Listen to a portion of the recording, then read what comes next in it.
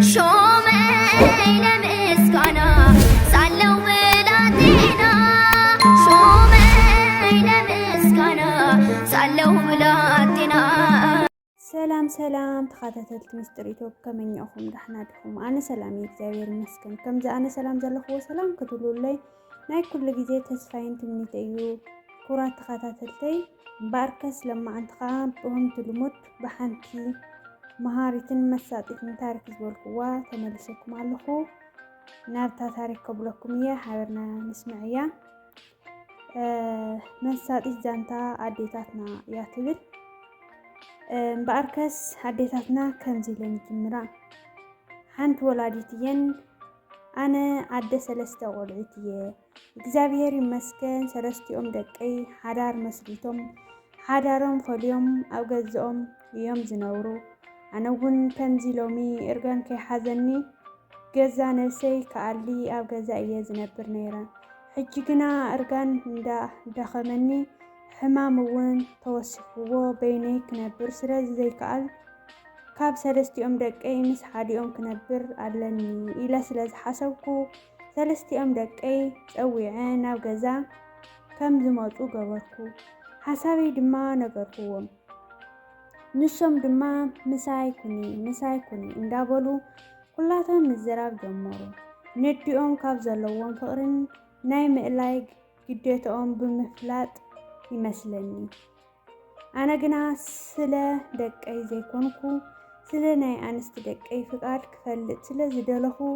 ናይ ሰለስቲኦም ደቀይ ኣንስቲ ጠባይ ንምፍላጥ ጠዋርየይ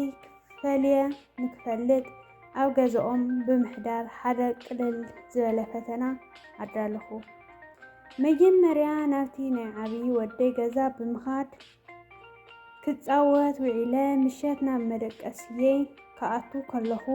ንሰበይቲ ወደይ ንመድሃኒት መውሓጢ ዝከውን ማይ ክተምፃኣለይ ነጊረያ ደቀስኩ ንጉሆ ካብ መደቀስየይ ምስ ተሳእኹ ንመድሃኒት መውሓጢ ኢላ ዝሃበትኒ ማይ ኣብቲ ደቂሰሉ ዝነበርኩ ዓራት ብምድፋእ ሽንተይ እዩ መሊቑኒ በጃኺ ቅረ ግበረለይ ብምባል ክተፅርዮ ሓተትኩዋ ንሳ ግና ክተፅርዮስ ይትረፍ ዓይነይ ክትሪኣኒ ከም ዘይትደሊ እያ ነጊራትኒ ኣነ ድማ ኣዝየ ሓዚነ ናብቲ ማእኸላይ ወደይ ከድኩ ኣብኡ እውን ክፃወት ውዒለ ኣብቲ ናይቲ ዓብዪ ወደይ ዝገበርክዎ ነገር ኣብዚ እውን ብተመሳሳሊ እየ ፈፂመዮ ናዚኣ እሞ ከዓ ዝገደደ ዘይመሃርምቲ ጥራሕ እዩ ተሪፍዋ ብጣዕሚ እያ ዓፂላትለይ ኣነ ድማ ይቅርታ ግበርለ ኢላን ቀልጢፈ እየ ካብ ገዛኦም ወፂአ ንሳልሳይ ግዜ ናብቲ ቤት እቲ መጨረሻ ወደይ ብምኻድ ነቲ ኣብ ናይ ክልቲኦም ደቀይ ዝገበርክዎ ተግባር ፈፀምክዎ እዛ ናይ መጨረሻ ወደይ ሰበይቲ ግን ዘይተፀበኽዎ ነገር ተዛሪራትኒ ኣዶ እንታይ ፀገም ኣለዎ የጋጥም ይኮ ኩልና ምስ ኣረግና ካብዚ ዝከፍእ ነገር እኮ ከጋጥመና ይኽእል እዩ ኣይትጨነቃ ኢላ መደረ ብምሕዋስ ክተስሕቐኒ ፈቲና ኣነ ድማ ጠዋሪት ብምርካበይ ተሓጒሰ እንዳ ኢዳ ሒዘ ብምስዓም እቲ ዝገበርክዎ ኩሉ ንፈተና ኢለ ከም ዝኮንኩ ናብተን ካልኦት ክልተ ኣንስቲ ደቀይ ከይደ ተመሳሳሊ ነገር ከም ዝገበርኩ ናተን ግብረ መልሲ ፅቡቅ ከም ዘይነበረ ነገርክዋ ብስሩ ልቢ ሰቢዓ ኣንቢዓትኒ ነተን ክልተ ኣንስቲ ደቀይ ግና እቲ ሓቂ ክነግረን ስለ ዝነበረኒ ናብ ዘለኽዎ ክመፅእ ብምግባር ንፈተና ከም ዝገበርክዎ ፈተና ክሓልፋ ከም ዘይከኣላ ክመሃራ እውን ከም ዘለወን ምስ ነገርክዎን ብጣዕሚ እየን ሓዚነን ደቂ ኣንስትዮ ኣሕዋተይ ብዕድመ ዝሸንገላ ኣዴታትና ኣቦታትና ምእላይ ምጥዋር ማለት ንዓኽን እውን እግዚአብሔር ዕድመ ሂውክን ኣላይት ጠወርትን ደቂ ምርካብ ማለት እዩ ደቂ ተባዕትዮ ኣሕዋተይ ብዕድመ ዝሸንገሉ ኣቦታትና ኣዴታትና ምእላይ ምጥዋር ማለት ንዓና እውን እግዚአብሔር ዕድመ ሂውና አላይት ጠዋርቲ ደቅ መርካብ ማለት እዩ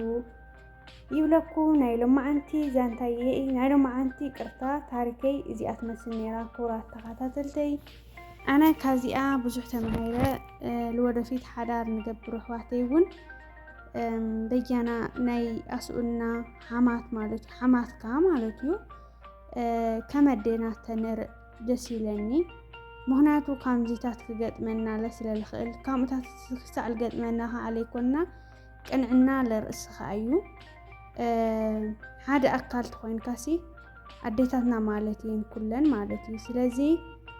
ብጣዕሚ መሳጢት ታሪኽያ ብእውነት ላይ መሲጣትኒ ደስታ ኢላትኩም ደማ ላይክ ሼር ሰብስክራይብ ናገበርኩም ሃናፅ ርእይቶኩም እናፅሓፍኩም ንዓይን ሓፍትኩም ኣተባብዕኒ ብዝተረፈ ብጣዕሚ እየ ዝፈትወኩም ደሕና ኩኑለይ ብኻሊእ ትሕዝቶ ብኻሊእ መልክዕ ክሳዕ ንራኸብ ሰሰናይ ንዓኹም باي باي شومي لمسكنا